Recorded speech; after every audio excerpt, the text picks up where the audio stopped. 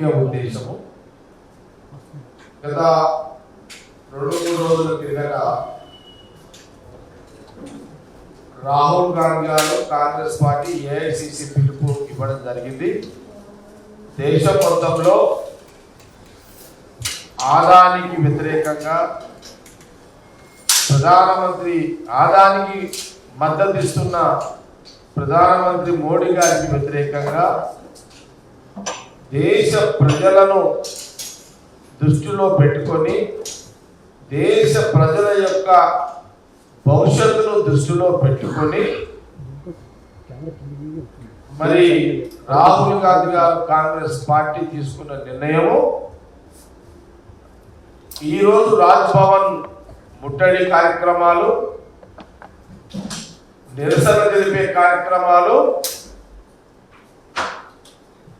దేశ్ బచావ్ ఆదానికు మోడీకు హటావ్ ఈ యొక్క మాట రాహుల్ గాంధీ గారి యొక్క మాట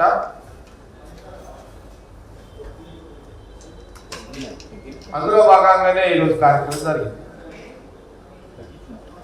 ఈ యొక్క ప్రెస్ మీట్ ద్వారా కొన్ని విషయాలు ప్రధానంగా తెలుగు రాష్ట్ర ప్రజలకు కొంత సమాచారం ఇచ్చే యొక్క ప్రక్రియలో భాగమే ఈ యొక్క ప్రెస్ మీట్. కాంగ్రెస్ పార్టీలో ఒక విషయం ఏంటంటే, కాంగ్రెస్ పార్టీలో సోనియా గాంధీ గారి యొక్క నాయకత్వంలో రాహుల్ గాంధీ గారు ఏది చెప్తే దాన్ని పాటించడమే కాంగ్రెస్ పార్టీ కార్యకర్తలుగా మేము, నాయకులుగా మేము పాటిస్తాం.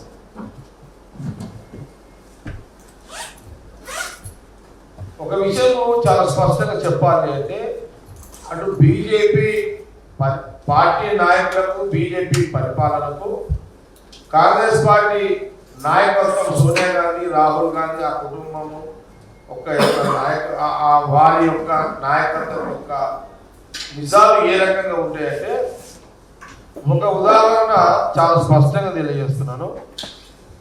సోనియా గాంధీ గారి యొక్క నాయకత్వంలో యూపీఏ గవర్నమెంట్ ఉన్నప్పుడు 10 సంవత్సరాలు మన్మోహన్ సింగ్ గారు ప్రధానమంత్రిగా, ఆ రోజు రాహుల్ గాంధీ గారు దేశ ప్రజల ఆర్థిక వ్యవస్థను మెరుగుపరిచేలా దేశంలో ఉన్నటువంటి గ్రామీణ ప్రాంతాల్లో ఉన్న ప్రజలు, పట్టణంలో ఉన్నటువంటి ప్రజలు, స్లమ్ములు కానివ్వండి, ఒక చక్కటి ఆలోచన నిర్ణయం ఆ రోజున సోనియా గాంధీ, రాహుల్ గాంధీ యొక్క నాయకత్వంలో యూపీఏ గవర్నమెంట్లో మన్మోహన్ సింగ్ గారు ప్రవేశపెట్టిన పథకం ఏది అంటే ఉపాధి హామీ పథకం. ఈ ఉపాధి హామీ పథకం సంబంధించి యూపీఏ గవర్నమెంట్లో అన్ని రాష్ట్రాలలో, ప్రధానంగా మన రాష్ట్రంలో కూడా, ఉమ్మడి రాష్ట్రంలో తెలంగాణ, ఆంధ్ర, రాయలసీమ కలుపుకొని ఎలాంటి అవకాశాలు అంటే, ఆ రోజు సోనియా గాంధీ గారు, రాహుల్ గాంధీ గారు, మరి మన్మోహన్ సింగ్ ప్రధానమంత్రి గారు ఏ గ్రామం పోయినా, ఆ గ్రామంలో ఏ ఇంటికి పోయినా వారు సదాగా పని చేసుకొని వారు రోజు డబ్బులు సంపాదించుకునే ఒక పథకమే ఈ ఉపాధి హామీ పథకం. పనులు ఎలాంటివి? ఆ ఊళ్ళో కంప నిండినా, లేకపోతే గుంతలున్నా, బాగులున్నా, చెరువుల పూడికైనా, ఇట్లా ఆ గ్రామాన్ని అభివృద్ధి చేసుకోవడం. టౌన్లో ఒక వార్డు ఉందనుకోండి, ఆ వార్డులో అభివృద్ధి చేసుకోవడం. అంటే ఆ గ్రామ ప్రజలే, ఆ పట్టణ వార్డు ప్రజలే బస్తీలలో వాళ్ళే జీవనోపాధి అభివృద్ధిని చేసుకుంటూ ఆ రోజు 5 గంటల, 6 గంటల, 7 గంటల, అంటే మినిమం ఒక వ్యక్తి కొన్ని గంటలు పనిచేస్తే, ఒక కుటుంబం, ఒక గ్రామం ఉందనుకోండి, ఆ గ్రామంలో ఒక 5 మంది ఉంటారు. 5 మంది కూడా మేము పని చేసుకుంటాము అంటే పని చేసుకోండి.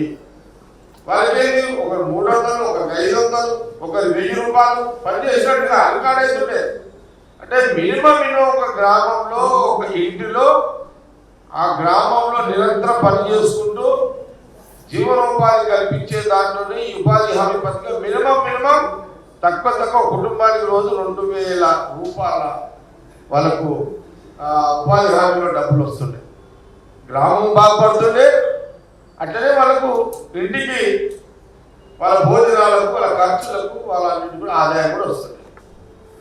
అంటే ఇలాంటి యొక్క ఆలోచన విధానంలో ఉన్నటువంటి నాయకులు ఎవరయ్యా అంటే ఈ దేశ రాజకీయాలు ఆనాటి మహాత్మా గాంధీ, నెహ్రూ కాదు, రాజీవ్ గాంధీ, ఇందిరాగాంధీ నుంచి తీసుకుంటే ఈనాటి వారు కూడా ఆ కుటుంబంలో సోనియా గాంధీ, రాహుల్ గాంధీ గారు, ఆ కుటుంబము, ఆ పార్టీ తప్పితే ఇంకోటి లేదు అనేది చాలా స్పష్టంగా తెలియజేస్తారు. ఈ యొక్క ఉదాహరణ చాలు ప్రధానమంత్రి మోడీ గారికి. ఇక్కడ ఏం జరుగుతున్నది?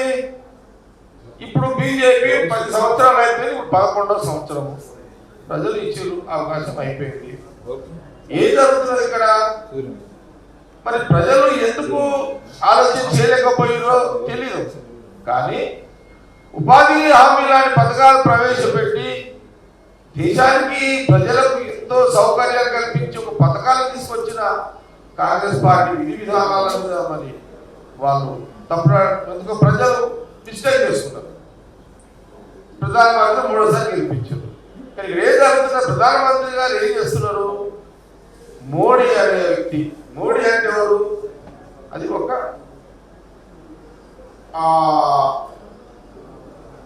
ఫైనాన్స్ కార్పొరేషన్ డిపార్ట్మెంట్ అనమాట.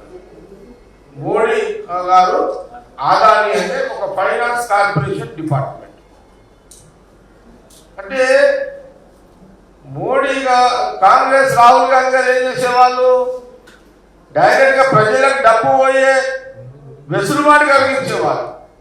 కానీ ఇక్కడ ప్రధానమంత్రి గారు ఏం చేస్తారు? దేశంలో యొక్క సంపదనంతా కూడా ఈ ఆదాని ఫైనాన్స్ కార్పొరేషన్ డిపార్ట్మెంట్ లో జమ చేపిస్తున్నారు. తేడా చూడండి, ఇక్కడ ఎంత తేడా ఉంది. రాహుల్ గాంధీ గారు ఉపాధి హామీ ద్వారా డైరెక్ట్ గా ప్రజలకే డబ్బు పోయింది. కానీ మోడీ గారు ఇప్పుడు ఏం చేస్తున్నాడు? ఆదాని ఫైనాన్స్ కార్పొరేషన్, ఆయన ఫైనాన్స్ బ్యాంకులో ఈ ప్రజల డబ్బంతా అక్కడ జమ చేపిస్తున్నాడు. అందుకే రాహుల్ గాంధీ గారు గత కొన్ని నెలలుగా దేశ ప్రజలకు అప్రమత్తం ఉండండి, దేశ ప్రజలకు మోసం జరుగుతున్నది,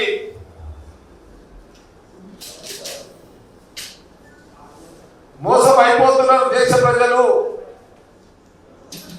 అందుకోసమే పార్లమెంటులో నెహ్రూ, మన రాహుల్ గాంధీ గారు पार्लियामेंट लो आदानी को हटाओ, देश को बचाओ, मोदी को हटाओ, देश को बचाओ। मोदी अलग नहीं होता, अदानी अलग नहीं होता, दो भी भाई है, एक पॉलिटिकल भाई, एक फाइनेंस कॉर्पोरेशन चेयरमैन, एक फाइनेंस कॉर्पोरेशन भाई। ये पॉलिटिकल फाइनेंस कॉर्पोरेशन दो भाइया देश जनता को खत्म करना चाह रहे हैं। इसीलिए राहुल गांधी जी देश जनता को बचाने के लिए, देश जनता मुसीबत में घिरना नहीं बोल के आज का दिन जो देश में पूरा देश को बचा लो, देश की जनता को बचा लो, देश को बचा लो, वही राहुल गांधी का आज का दिन का जो उनका प्रोग्राम भी है। అందుకే దేశ మన ప్రజలందరూ గమనించండి। అందుకే మన రాహుల్ గాంధీ గారు పార్లమెంట్ లో ప్రతిరోజు కొన్ని గంటలు కొంత సమయాన్ని పార్లమెంట్ లో వారు గలమెప్పిస్తున్నారు। ఈ యొక్క ఆదాయాన్ని పెంచి పోషిస్తున్న ప్రధానమంత్రి మోడీ గారిని నిలదీసే కార్యక్రమం పెట్టుకున్నారు। దేశ ప్రజల కోసం, దేశ ప్రజల ఆర్థిక వ్యవస్థ చిన్న భిన్నం కావద్దు, దేశ ప్రజల యొక్క ఆర్థిక వ్యవస్థ మెరుగుపడాలి, దేశంలో ఉన్న ప్రజలందరూ కూడా సుఖశాంతితో బతకాలి, కుల వృత్తుల జీవితం బాగుండాలి, కుల వృత్తుల యొక్క జీవితం బాగుండాలి, అన్ని రంగాల్లో ఉపాధి ఉండాలి। ఈ రకమైన ఆలోచనతో రాహుల్ గాంధీ గారు ప్రస్తుతానికి భవిష్యత్తులో ప్రజలు గమనించే లోపల నష్టం జరుగుతుంది. అట్లా నష్టం జరగకుండా జాగ్రత్తలు చర్యలో భాగమే ప్రధానమంత్రి మోడీ గారిని ఆదాని నిలదీసే కార్యక్రమం పార్లమెంట్లో రాహుల్ గాంధీ గారు పెట్టుకోవడం జరిగింది. రాహుల్ గాంధీ గారు ఒక విజన్ ఉన్న నాయకుడు, మోడీ గారు విజన్ లేని నాయకుడు. రాహుల్ గాంధీ గారు సాక్రిఫై, వాళ్ళు త్యాగం చేసే గుణమున్న పుట్టుగా ఉన్న వ్యక్తులు. మోడీ గారికి త్యాగం లేదు, ఆలోచన లేదు. తేడా రాహుల్ గాంధీ గారికి మోడీ గారికి ఇంత వ్యత్యాసం ఉంది వాళ్ళిద్దరి మధ్యలో. గుణగణాల మీద తీసుకుంటే దేశము ప్రజలు ఆర్థికంగా బాగుండాలి అనే ఆలోచన ఉన్నటువంటి వ్యక్తి రాహుల్ గాంధీ గారు. దేశము ప్రజలు ఎట్లా పోయినా పర్వాలేదు, బీజేపీ బాగుండాలి, ఆదాని బాగుండాలి అనేది ప్రధానమంత్రి మోడీ యొక్క అభిప్రాయం. ఇది దేశ ప్రజలు గమనించండి, తెలంగాణ ఆంధ్రప్రదేశ్ ప్రజలు కూడా గమనించాలి ఇదంతా కూడా. కాబట్టి Congress party AICC all India level నుంచి, గ్రామం నుంచి తీసుకుంటే ఆల్ ఇండియా లెవెల్ దాకా కూడా అన్ని కూడా ఈ యొక్క దేశ ప్రజలను దృష్టిలో పెట్టుకుని తీసుకునే నిర్ణయ భాగం ఇదంతా కూడా. దేశ ప్రజల యొక్క సొమ్మును దోచి మోడీ గారు ఆదాని దగ్గర ఇంతవల్ల అన్నట్టు దాచిపెట్టుకోవడమే కార్పొరేషన్, ఫైనాన్స్ కార్పొరేషన్ వ్యవస్థాపకుడు మన ఆదాని. అందుకోసమే ఆ సపోర్ట్ ఇస్తున్నాడు. ఆదాని కళ్ళల్లో ఆనందాన్ని చూడడానికి మోడీ దేశాన్ని బలి చేస్తున్నారు. మోడీ గారి యొక్క రాజకీయ పబ్బం కోసం ఆదాని డబ్బులు అందిస్తున్నారు. అందుకే దేశ ప్రజల సొమ్మును దోచి ఆదాని దగ్గర పెడుతున్నారు.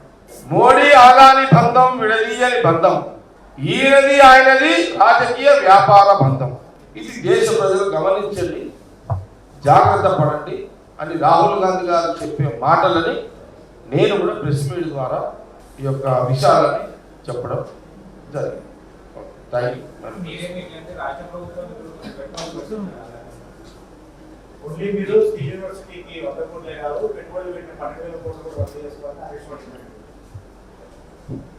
అంటే సమాజంలో ప్రతిపక్షాల యొక్క పాత్ర, ఏ పార్టీ అయినా సరే ప్రతిపక్షంలో ఉన్నప్పుడు వాళ్ళు కొంత గొంతు వినిపించాల్సిన బాధ్యత వాళ్ళకు ఉంటుంది. అందులో వాస్తవాలు ప్రశ్నిస్తే దానికి మేము జవాబు చెప్తాం, అవాస్తవాలు ప్రశ్నిస్తే మేము దానికి మేము జవాబు చెప్తాం. మీరు అడిగిన దానికి నా పరంగా క్లారిటీ.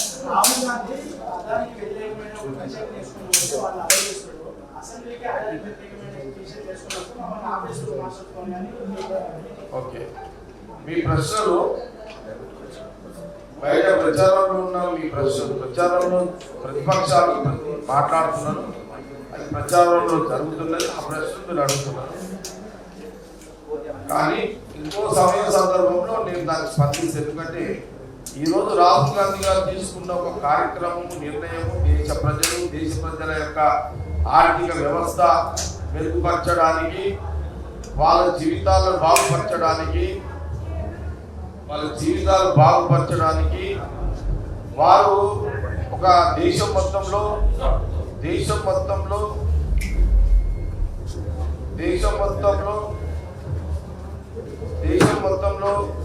ఒక ప్రజలకు అవగాహన కలిగించాలి, దేశ ప్రజలకు అవగాహన కలిగించాలి. ప్రధానమంత్రి మోడీ గారు దేశ ప్రజల ఆస్తిని దోచుకొని ఆదాని దగ్గర దాచిపెడుతున్నాడు, ఇది గ్రహించండి అని ఈరోజు తెలంగాణ రాష్ట్రమే కాకుండా దేశం మొత్తంలో రాజ్భవన్ ముట్టడి కార్యక్రమాన్ని రాహుల్ గాంధీ గారు ఇవ్వడం జరిగింది. చాలా జాగ్రత్తగా రాహుల్ గాంధీ డైరెక్షన్ ని పాటించాల్సిన బాధ్యతగా కార్యకర్తల నాయకులుగా మా మీద ఉన్నది. కాబట్టి ఈ రోజు ప్రజల క్షేమం కోరి తీసుకున్న నిర్ణయం రాహుల్ గాంధీ గారి యొక్క కార్యక్రమం ఇచ్చిన కార్యక్రమం అమలు చేయడం. తెలంగాణలో మిగతా రాజకీయ పార్టీలు అట్లా అంటున్నారు, వీళ్ళు ఇట్లా అంటున్నారు అని జవాబు చెప్పే సమయము ఈ ప్రెస్ మీట్ కాదు. రాహుల్ గాంధీ దేశం కోసం పోరాడి దేశం గౌరవం పోయే విధంగా ఇతర దేశాలలో దేశం ఈ దేశంలో ఉన్న గొప్ప పెట్టుబడిదారుల గురించి విమర్శ చేయడం వల్ల ఈ దేశ గౌరవం దేశ గౌరవం పోయినట్టే కదా అనేది కదా. ప్రతిపక్షాలు నేనేమంటుంటే ప్రతిపక్షాలకు పూర్తి బాధ్యత ఉంటుంది, వాళ్ళ గొంతు ఎప్పుడు మాట్లాడుతూనే ఉండాలి. అట్లని ఏదైనా మాట్లాడమని అర్థం కాదు. అయినా కొన్ని వాళ్ళ ప్రశ్నలకు ఈ సమయంలో మేము దానికి జవాబు చెప్పలేదు. ఈ రోజు కార్యక్రమం మీదనే నాకు ప్రెస్ మీట్, రాహుల్ గాంధీ గారు ఇచ్చిన పిలుపు మీదనే నా ప్రెస్ మీట్. ఛాలెంజ్ చేసింది కాంగ్రెస్ పార్టీ, అదాని మీద ఏ ప్రాతిపదికన చర్యలు తీసుకోవాలి, దీనికి ఏమైనా ఒక సాక్ష్యమైన కాంగ్రెస్ కిషన్ రెడ్డి ఒక ఛాలెంజ్ చేసింది కాంగ్రెస్ పార్టీ, అదాని పైన ఏ ప్రాతిపదికన చర్యలు తీసుకోవాలి, కాంగ్రెస్ పార్టీ దగ్గర ఏమైనా సాక్ష్యాలు ఉంటే ఒక సాక్ష్యాన్ని చూపించండి. నువ్వు సాక్ష్యం ఏం కావాలి కిషన్ రెడ్డికి? ఆయన ఏమన్నా సెంట్రల్ మినిస్టర్ చేస్తున్నాడా, ఆయన ఏమన్నా చౌకీదారు చేస్తున్నాడా? ఆయన అరే అమెరికాలో ఒక దేశమే చీటింగ్ చేసి ఉండని కేసు చేసింది కదా, ఇంకేం రుజువు కావాలి మా దగ్గర? ఒక దేశమే ఆదాన్ని ఇక్కడ మోసం చేసిందని కేసు చేసింది కదా, గంటగంట సాక్షి కిషన్ రెడ్డికి ఏం కావాలి? ఇంకా అందుకే అంటున్నా, ఆయన సెంట్రల్ మినిస్టర్ అయినా సీనియర్ లీడర్, ఒక మాట్లాడద్దు. నీకు సరిపోయిందా నా జవాబు?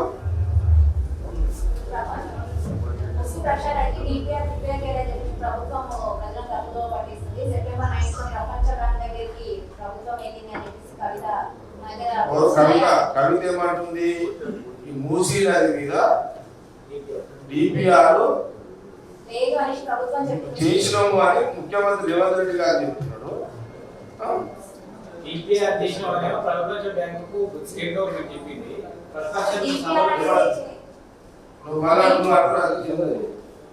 మూసీ మీద డిపిఆర్ తయారు చేసి ప్రపంచ బ్యాంక్ దగ్గర లోన్ కోసం అప్లై చేసారు. గవర్నమెంట్ చేసింది అనేది వాళ్ళు చెప్తున్నారు. కానీ స్టేట్ గవర్నమెంట్ ప్రతిపక్షాలు కానీ సభలో కానీ అసలు డిపిఆర్ సిద్ధం కావాలని చెప్తున్నారు. అలాగే అమలు చెప్తున్నారు. గవర్నమెంట్ చెప్పేసింది కదా, ఏమని చెప్పింది?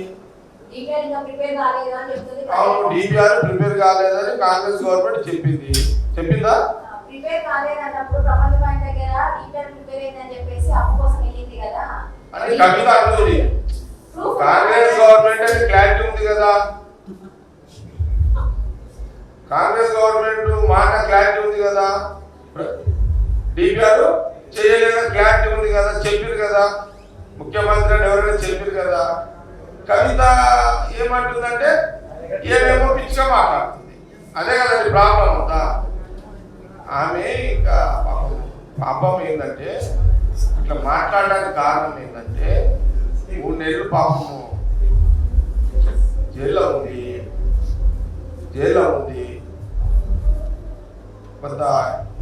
కొంత మెంటల్గా డిస్టర్బెన్స్ ఉంది. ఆమె కొంత మెంటల్గా డిస్టర్బెన్స్ ఉంది. ఆమెనే కాదు, 3 నెలలు జైల్లో ఉంటే నేను కూడా డిస్టర్బెన్స్ అవుతా, అదే డౌట్ లేదు. అట్లా అర్థమైందా? నేనున్నా అవుతా. నువ్వు పులి తీసుకుపోయి బోర్డులో పెట్టినా కూడా పరిచయం అవుతుంది. ఇది సహజంగా ఉంటుంది. కాబట్టి ఇంకా రెస్ట్ అవసరం.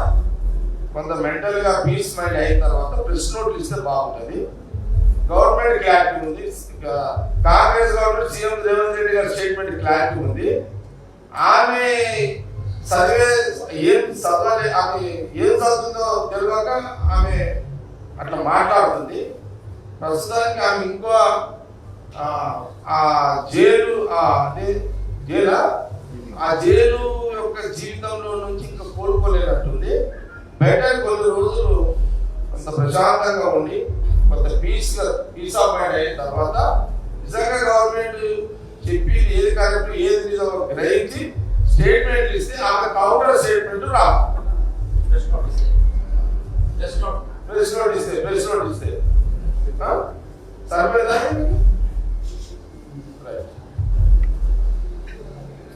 రాహుల్ గాంధీ కాంగ్రెస్ పార్టీలో ఉన్నంత రోజు కాంగ్రెస్ పార్టీని రాహుల్ గాంధీ కాంగ్రెస్ పార్టీ నాయకులుగా ఉన్నంత రోజు కాంగ్రెస్ పార్టీని కాపాడే నాయకులే రాదు.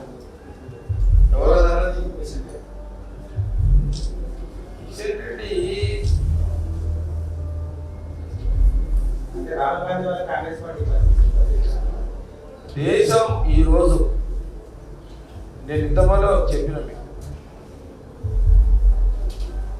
ఈ తెలంగాణ రాష్ట్ర విభజన దాంట్లో నిర్ణయం చేసినటువంటి అధికారము రాహుల్ గాంధీ గారికి అరు సోనియా గాంధీ గారికి. ఈ రాష్ట్ర విభజన కిషన్ రెడ్డి గారు చెప్తున్నా. ఎందుకంటే కిషన్ రెడ్డి గారు యొక్క ఎట్లుంటుందంటే కిషన్ రెడ్డి గారు ఆయన సొంతగా ప్రెస్ మీట్ పెట్టాడు.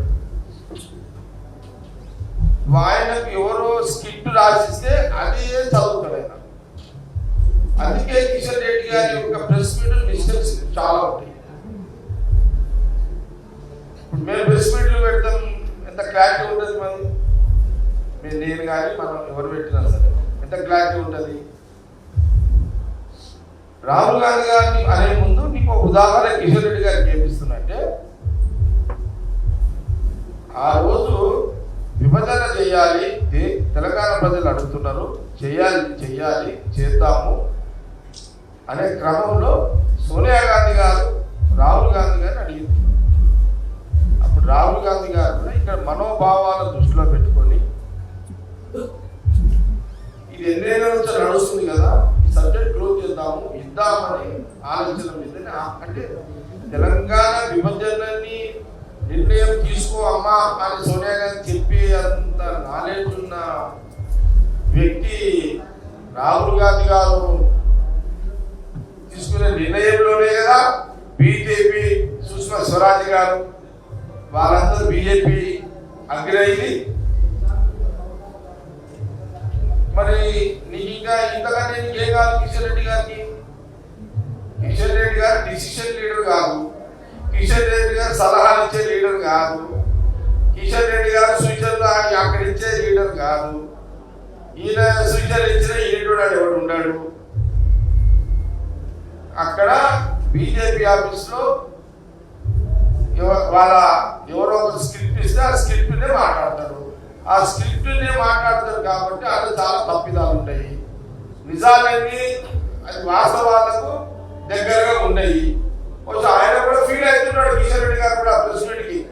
అరే నాకు ప్రెస్ మీట్ పెట్టే స్వేచ్ఛ కూడా బీజేపీ ఆఫీసులో లేదే.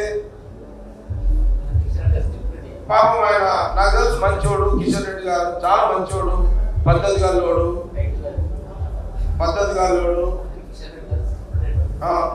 గల్లోడు మంచోడు, నాన్ కాంట్రవర్స్ లీడరు. నేను ఇది కూడా సర్టిఫై చేస్తున్నా వారి గురించి. కానీ అంతకుముందు చెప్పిన స్క్రిప్ట్ కూడా చెప్తున్నాను మీకు. అది ఆయన గుణగానాలు నేను వ్యక్తిగతంగా నాకు తెలుసు, మంచోడు. కానీ ఏం చేస్తారు పాపం ఆయన? ఆడ స్క్రిప్ట్ ఉంటుంది ఆడ బీజేపీ ఆఫీస్లో, అది అదే చదవాలైనా ఎక్కువ మాట్లాడితే పోస్ట్ అవుతుంది. కాబట్టి ఇది కూడా మన మీడియాలో గమనించి బీజేపీ మీడియాలో కూడా ఏర్పడింది.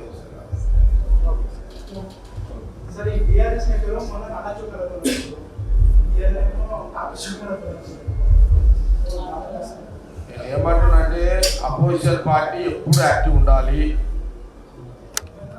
మేము రూలింగ్ పార్టీ, మేము ఎప్పుడు యాక్టివ్ ఉంటాం. కాంగ్రెస్ పార్టీ మేము ఎప్పుడు ఇట్లనే రూలింగ్ ఉంటాం, మేము ఎప్పుడు ఇట్లనే యాక్టివ్ ఉంటాం. కాంగ్రెస్ పార్టీ అట్లనే అపోజిషన్ నుండి అట్లనే డెసిషన్ చేసి చూసుకుంటే దిగుతుంది. అసెంబ్లీలో